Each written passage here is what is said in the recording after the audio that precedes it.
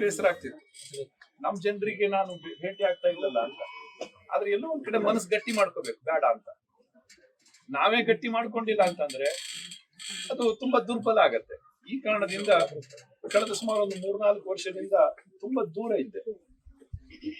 ಆದ್ರೆ ಇತ್ತೀಚೆಗೆ ಕಳೆದ ವಿಧಾನಸಭಾ ಚುನಾವಣೆ ಮುಗಿದ ನಂತರದಲ್ಲಿ ಅದೇನೋ ಗುಸು ಶುರುವಾಗಿದೆ, ಚರ್ಚೆ ಪ್ರಾರಂಭ ಆಗಿದೆ. ಗೊತ್ತಿಲ್ಲ ಹೇಗೆ ನಾವು ಪ್ರತಿಕ್ರಿಯೆ ಕೊಡಬೇಕು ಅಂತ ಗೊತ್ತಿಲ್ಲ ನನಗೆ. ನೀವೆಲ್ಲ ಬರಬೇಕು, ಕೇಳಬೇಕು, ಹೇಳಬೇಕು, ಇದ್ರ ಅವಶ್ಯಕತೆನೇ ಇರಲಿಲ್ಲ.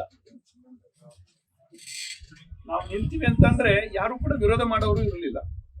ಈಗ ಯಾರ್ಯಾರು ಅಪೇಕ್ಷೆ ಪಟ್ಟಿದ್ದಾರೆ ಅವ್ರು ಯಾರು ಕೂಡ ತಮಗೆ ಕೊಡ್ಬೇಕು ಅಂತ ಹೇಳಿಲ್ಲ. ಅನಂತಕುಮಾರ್ ಹೆಗ್ಡೆ ಅವ್ರು ನಿಂತ ಇದ್ರೆ ನಾವು ಇದೀವಿ ಅಂತ ಹೇಳಿದ್ದಾರೆ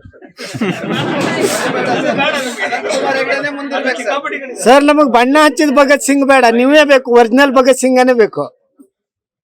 ಒಮ್ಮೆಲೆ ಬಂದು ಕಳೆದ 2 ದಿವಸದಿಂದ ಈಗ ತುಂಬಾ ಕಡೆಯಿಂದ ಬಂದ್ರು, ಇನ್ನೂ ಬರೋರಿದ್ದಾರೆ ಅಂತ ಕೇಳಿದೀನಿ.